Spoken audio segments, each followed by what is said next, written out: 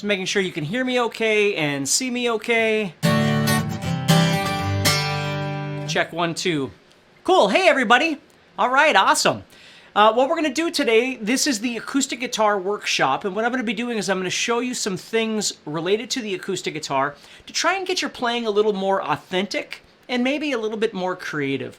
I always think there's a lot of things that we do as guitar players where we practice fundamental elements, which is really important to do, you know, like scales and chords and theory and things like that. But oftentimes we forget to spend some time practicing creative stuff, which is really important. And so I'm going to make a mixture of those today in this workshop. Hey, everybody, thank you so much for joining me. So let's go ahead and get started here. So the first thing we're going to do is we're just going to talk about dynamics. Now, most of you know I'm very much an electric guitar player, right? It's not that I don't play acoustic. I play acoustic quite frequently. But if I had to define myself as one or the other, I think I play electric more than I play acoustic, just for the styles of music that I tend to play and things like that. But the single most important thing about the acoustic guitar that the electric guitar can never replicate is its ability to create natural dynamics. You know, with an electric guitar, you can turn down the volume or you can strum a little softer and that sort of thing, or a little louder, of course. But the acoustic guitar just has this wonderful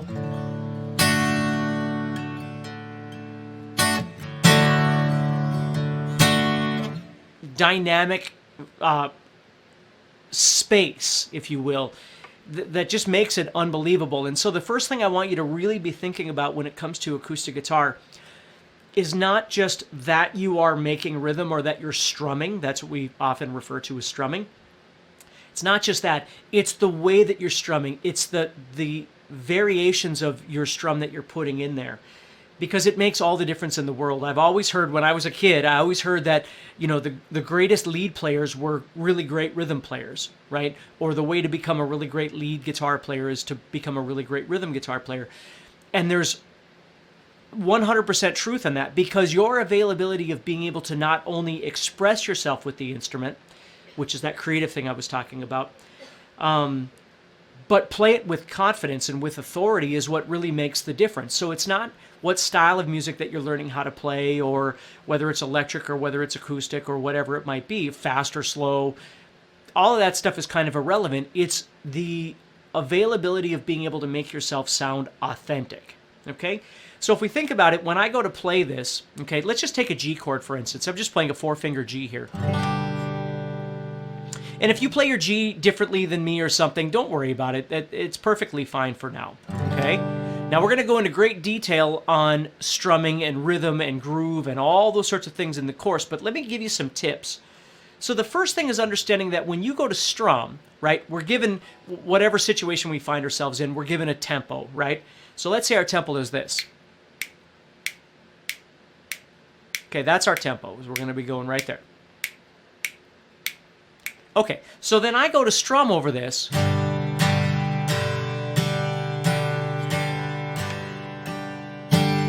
Now what I want to be aware of is the fact that I've got all those down strums, but I don't necessarily want to strum all of them, and I don't want to strum them all with the same dynamic level.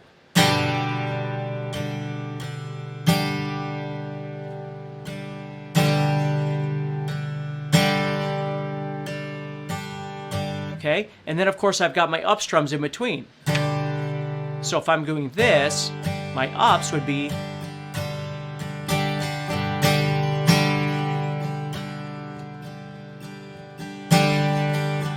So one thing I want you to really think about, and I know it seems simple, but it is so important to the success of making your guitar sound authentic, is not just understanding that, again, from that logical perspective, you know, quarter notes and eighth notes and sixteenths and downs and ups. That's important. That's the rudimentary practice, right? But what I want you to do is just take some time out of your day and just practice strumming and exploring all of the variants that you have when you strum this guitar at this tempo, or whatever tempo it is you choose.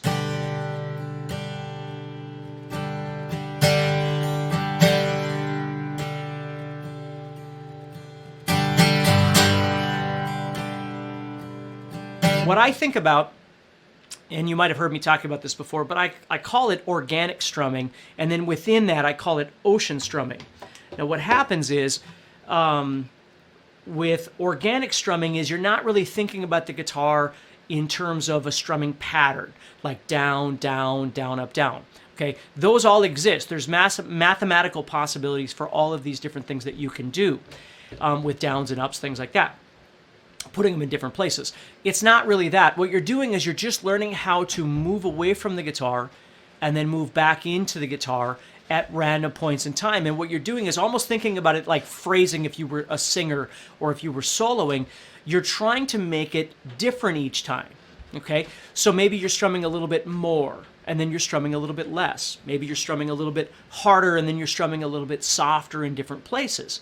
So what I think about is if we were to eliminate the chord entirely and just scratch, okay? So my mind is completely focused on strumming, on rhythm, on groove. It's not worrying about whether the chord sounds great or whatever that might be. I'm just focusing on my availability of being able to create something interesting. That's what organic strumming is to me, is that you're just naturally letting things come out, okay? So if I was to take this and just start kind of putting my down ups where they were, right here, but what I do is I start moving away and coming back in at various different points in time. And that also includes up strums, not always starting on a down strum, but learning to kind of accentuate those up strums at different times. So I might be going like this. See how I hit that up? Now I'm not aware, I'm not thinking down, up. I'm not thinking about it that way. I'm just thinking, that's what I'm thinking in my head. And my hand is hitting at various points in time here.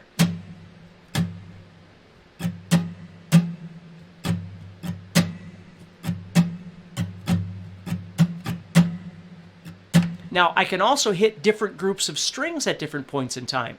Like I always kind of think about my pick is really, I'm either hitting everybody, or what I'm doing is I'm kind of breaking the guitar into three different kind of sections. I've got the top, the middle, and the bottom toward the floor. Now, there's no exactness to this. It's just the different sounds that I can get.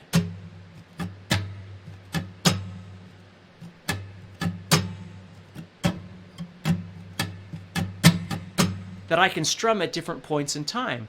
So again, this is a creative process that you want to learn to spend time with, and it's not exciting, right? It's not that one guitar lick that you think is going to put you over the edge and it's just going to be the most amazing thing. After you've been playing for a while, you realize that these fundamental elements are the things that carry you through all. I mean, I can't even tell you how many musical situations I found myself in, and it's not just because of my availability of being able to explain some mode. It's not that. It's my availability to play. I hear and I respond, right? And if I'm with a group of people, which is what we call a band, right? I get the gig or don't get the gig for my availability of being able to sort of merge into what it is that they're doing. That's what this whole thing is about. So when I go to play, now I can add that G chord in and keep all of these different things kind of connected to that.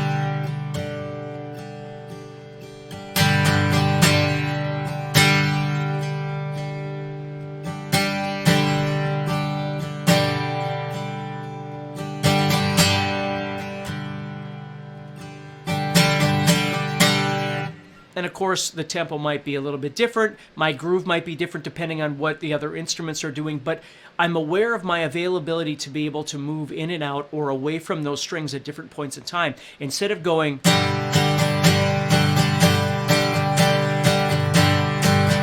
for 4 minutes, right? Because that might get old for you and it might get old for your listener. So you really want to learn to think about that. Rhythm is far more important than people give it the credit that it deserves, and the time that it needs to nurture that. When I was learning how to play, I was completely guilty of this because I was learning from a Mel Bay book, if any of you know what Mel Bay is.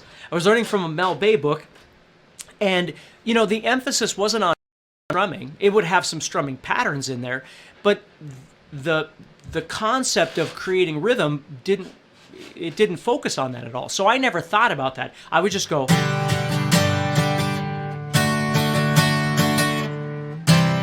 and wonder why my playing sounded so boxy, right? It sounded so, you know, I don't know. It just didn't sound authentic.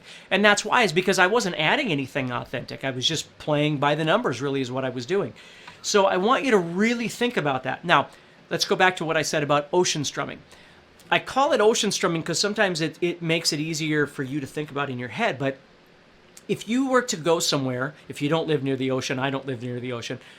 If you go to the ocean and you just sit and watch the waves of an ocean, right? It's pretty mesmerizing. Not only what you're seeing, but what you're hearing, because it's unpredictable. It's not like it's, you know, a sine wave or something like that that's consistent. It's not. Sometimes the waves are big, sometimes they're little, sometimes there's a lot of them, sometimes there's just a few of them. You know, depending on what the wind is doing, sometimes they can be really aggressive and then all of a sudden it'll get calm. And I always think about strumming as kind of being that. So if I was to take, for instance, a G chord and a D chord and a C chord and then back to a G chord. And you can kind of do this with me, okay? If you've got your guitar handy, and if you're at work or something, obviously you can you know, try this later. But you know, if you've got your guitar handy and you want to play along with me here, we can certainly do this. So what I'm going to do is I'm going to take this. I'm going to play G 2 3 4 1 2 3 4, D 2 3 4 1 2 3 4, C 2 3 4 1 2 3 4, G 2 3 4 1 2 3 4. Okay? Only we're going to do that a little slower, just so it doesn't feel so rushed for you. So I'm going to go.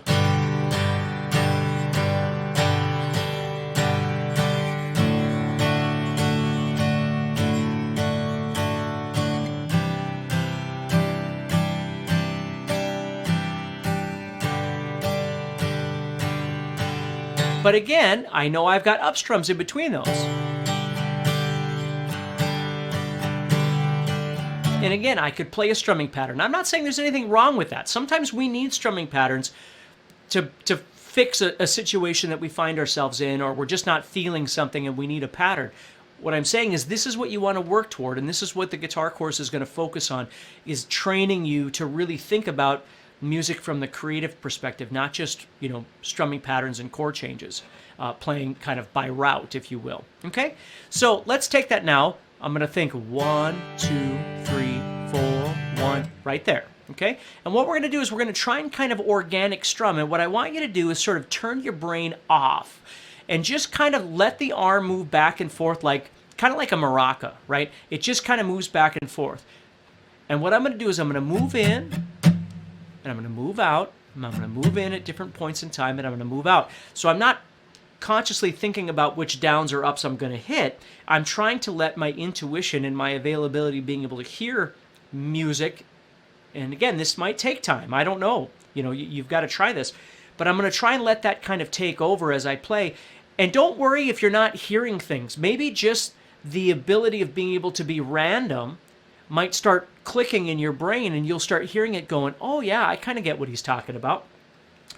So you don't have to have it all planned out. It's not like all of us have all of this planned out before we begin. You just learn to feel it as you go. So here we go. 1, 2, ready, go.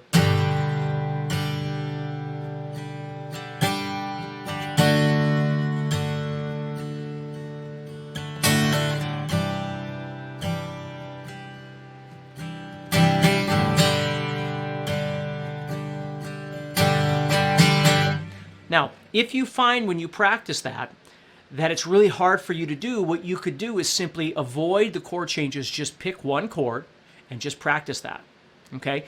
Now, what I like about that section thing I was telling you about the top, the middle, and the bottom, right, is that if you're on a D chord, for instance, you can use that to your advantage, because instead of strumming the whole guitar and hitting some strings you don't want, you just direct your pick toward the middle or the bottom. Again, the bottom thinking toward the floor here. You kind of direct your pick that way in your mind, so you're not worried about whether you're hitting 4 strings all the time on a D chord. Obviously, ideally, that's what you want, but that doesn't always happen for any of us. So you just kind of hit at random places here.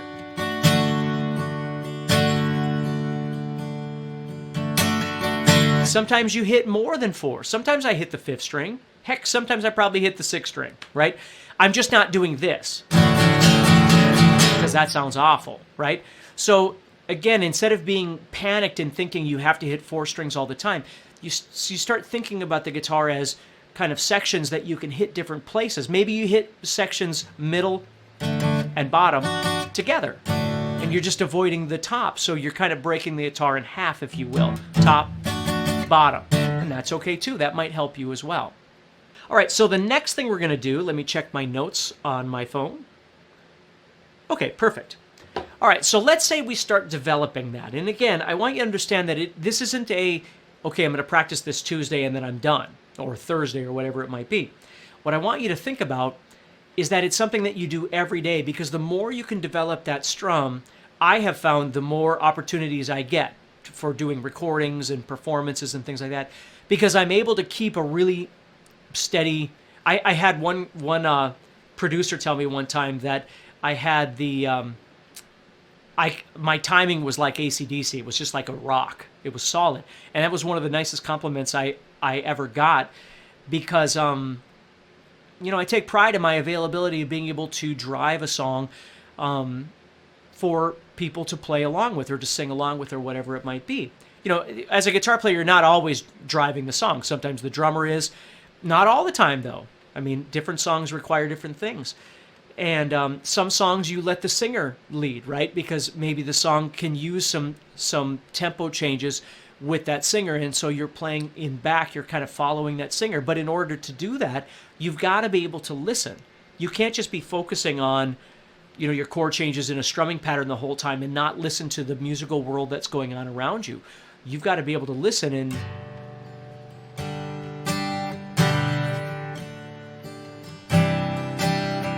you know, and kind of bring that along. So never underestimate that and the power that rhythm has. I have a bit of a cold, I'm sorry. So the next thing that we're going to do is we're going to talk about simple embellishments to your chords to make those a little more exciting, okay? So let's say, for instance, we're going to use the same GCD scenario here. And again, it works for all kinds of different chords. But what I do want to say to you is, if you know anything about guitar playing and you've been playing for a while, if you haven't, don't worry about it. But if you have, you know you've got bar chords and things like that. And bar chords are great because they fill in the gaps of certain chords that you can't play in the open position. But here's the deal, and certainly on acoustic guitar, this is really powerful. Open chords have a certain sound that bar chords do not. Open chords, often referred to as cowboy chords, chords that use open strings, because they're all different shapes like this, and oftentimes you've got fingers that you're not using, right? So you can learn to add those fingers to get different sounds, or subtract fingers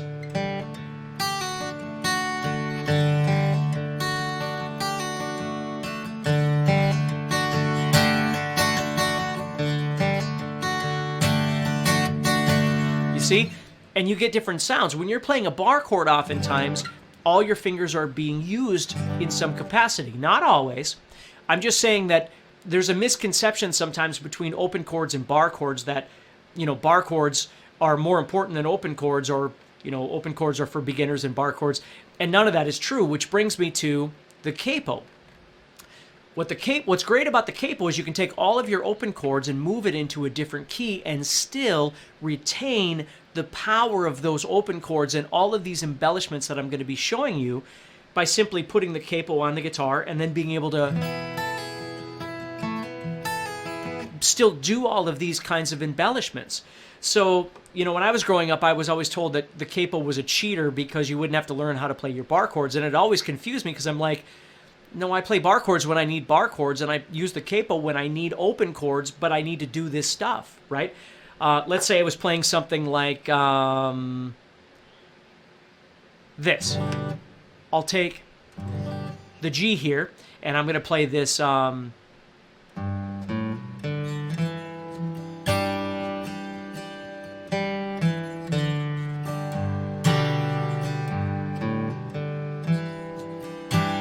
Right, Wish You Were Here. So I'm playing Wish You Were Here. And then my singer comes along, and maybe my singer oftentimes is my daughter, right? So first of all, she's female, right? So her voice is a little bit higher than the Pink Floyd version would be. So what I would do is go, okay, well, let's go to the 2nd fret here. Okay, let's try that. So now I do the same thing.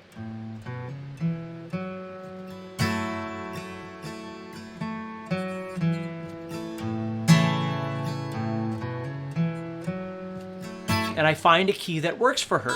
And that's beneficial for both of us because for me, I'm not revamping the way I play it. I'm playing it the way I always play it. I'm just playing it somewhere else. Okay? So there's power in learning how to use the capo and still maintain those open chords and all the stuff that you're learning how to do. It's an entirely different thing than learning how to play bar chords, just so you understand that. So let's look at some of these embellishments then. If I was on the D chord, for instance, we have this one right here, which is the pinky. Now, we call this a D sus4, but I don't want you to worry about the names of these. Again, I want you to think more about the creativity of your ability to play than the theory of the names of everything that we're doing. When I was younger and I was learning how to do this stuff, it wasn't because I was studying theory. It's because I was sitting in my room going, I have a pinky that I should try and screw around with and see what I can come up with. So I would sit and go...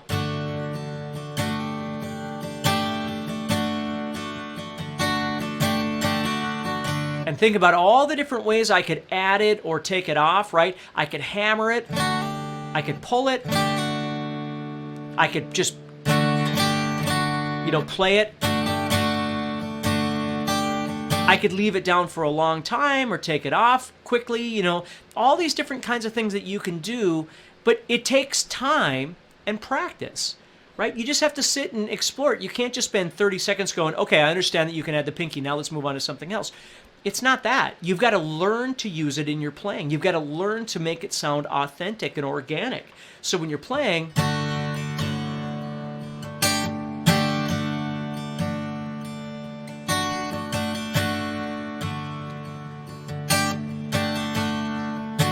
okay? Another one that's really great to add is your middle finger. What you're going to do is you're going to actually take that finger off the guitar. So you're playing an open first string.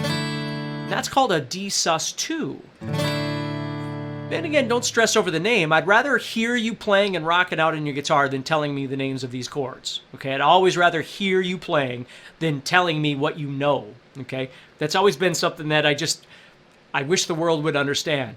You can write a wonderful book and talk about all the things that you know, and that's wonderful.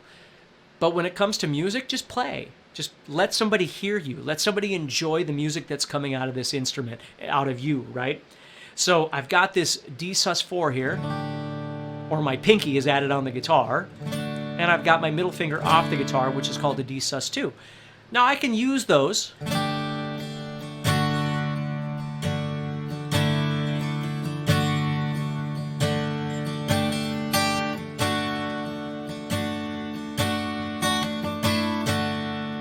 I don't have to use them both at the same time in the same song.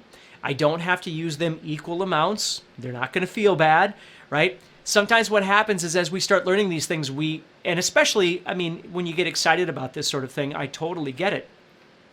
But just because we can do something doesn't mean we should overdo it. Sometimes we just learn how to do something and it's just like a spice that goes in food, right? We should just use a little bit of it just for flavoring, but if we use way too much, it kind of kills the taste of everything else. So as we're playing, sometimes we like to use these things a lot. You think of like Led Zeppelin.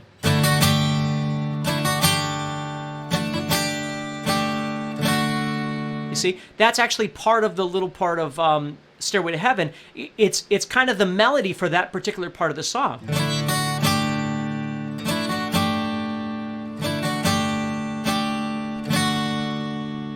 You see? And that's great. But then they don't do it for the entire song. It's just a little part in there. So what I always found interesting about these little embellishments, I always call them, is that before I knew that they existed, the only way you got differences in sound was by physically changing chords, right? So you'd play a chord, and then you'd play another chord, and then another chord. And if you didn't change chords, there was nothing happening. It was just sitting on the same chord. So it misled me to believe that you needed all these chord changes because that was the only way you got differences in sound on the guitar. And again, I'm not talking about dynamics. I'm talking about actual pitch differences.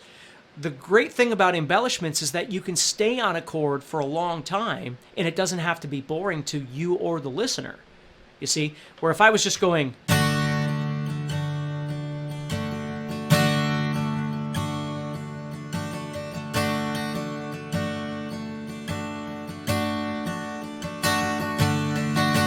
Now, again, there might be somebody singing over the top, but then that's fine because then we've got variation happening. But if nobody's singing, it's just the same chord. But if I start adding in...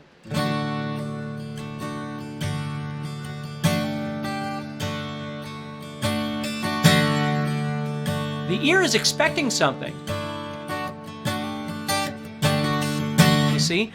And that becomes more interesting. So it's a really great tool to learn how to do. So over that D, you practice adding the pinky, you practice taking the middle finger off the guitar, and another one that I love to do is taking the first finger here and doing that as a hammer-on.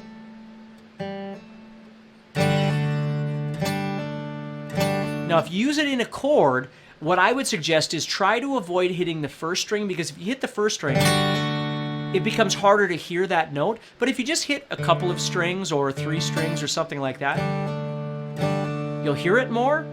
And if you're familiar with picking, flat picking, which again, we'll talk about all these things in the course, but if you're familiar with flat picking,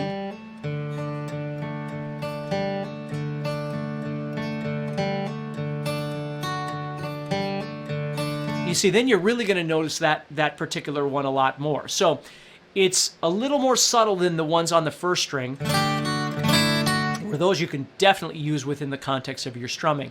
This string needs a little bit more of that happening, where you're maybe picking it as a single note or whatever it might be, okay? Or you're just strumming a few strings to have that happen, okay? So there's all kinds of those. We're going to look at all kinds of different embellishments in the guitar course, but that D is a great place to start. So if you're playing G, and you go to D, just that sounds really nice. So I'm playing G, and then going over here to D. Okay? Lots of things like that you can do. Okay, so the next thing I want to show you, we're going to touch on here, is learning how to explore more creative chords by moving your chords around the guitar. And this is something that I love to do. So let's say, for instance, and there's lots of ways that you can do this. Like the D is one of the ones I always show people, because if you think of the song Wholehearted by Extreme, you see this moving around all over the place, where he'll take the D, move it up a whole step, then you move up another fret by going like this. And you can get lots of really great sounds by simply taking a chord and moving it around. And you just, again, have to explore the sounds. Let me go back to this for a second. This is a great example. If I took this D chord and I added the pinky on right here, most of us would agree that it sounds pretty normal, right? Whether you like it or not is entirely up to you, but it's not dissonant at all, right? But let's say I took that pinky and I added it in 1 fret higher just by exploring, because I'm in my creative space, I'm exploring my guitar, and I do this.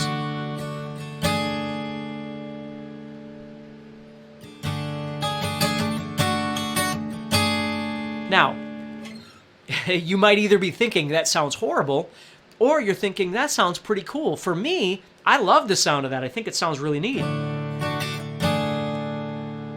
I like the dissonance of that sound. Now, I never would have done that if it hadn't occurred to me to explore. If I just did the matter-of-factly, my teacher said, or I read somewhere, or whatever it might be, that you can add this and then you're done, you'll never know that that sound even exists unless you spend a little time exploring it. So again, please understand, the bigger picture here is that you've got elements that you practice on a daily basis to get better. Rudimentary elements, we can call those. Technical elements, whatever you want to call it. But if you never spend time just exploring things, you're going to miss out on a whole lot of really great stuff that happens with the acoustic guitar and all the sounds that it makes and all the feels that you make when you strum it, right? You're going to miss out on those if you never try things. So you might take that wholehearted idea, that extreme idea, and try and go...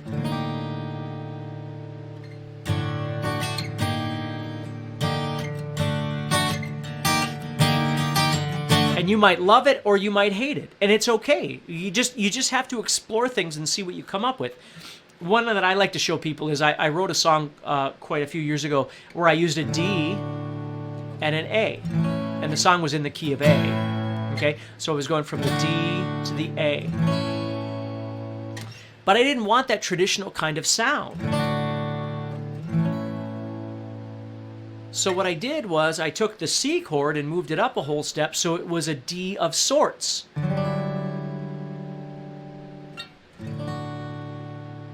See how it sounds a little less resolved? But then going to that A sounds kind of strange.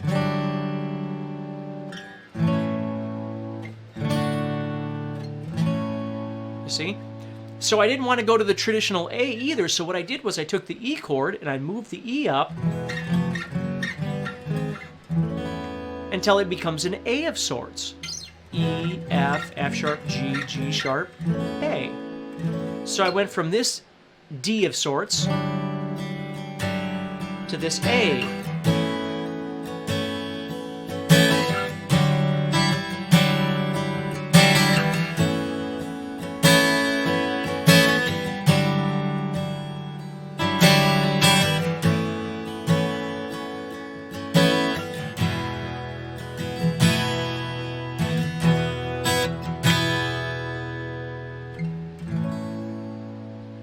Okay, and there I just did E, added my pinky underneath on the 3rd string here on the 2nd fret, and then I actually moved up and went 0, 2, 2, 4, 0, 0. Now again, there's a million ways that you can do this sort of thing on the guitar. I'm just trying to show you that there's more than you might realize going on when you play. You know, when you first start learning how to play, you have to start with basics. You have to learn how to play a D before you can embellish a D, right?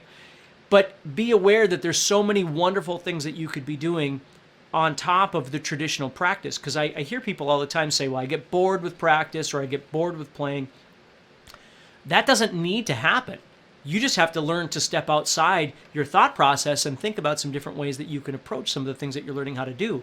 And all of these things just lend themselves so beautifully to the sound of the acoustic guitar and our availability to be able to strum and pick. You see, all those kind of things just are just amazing.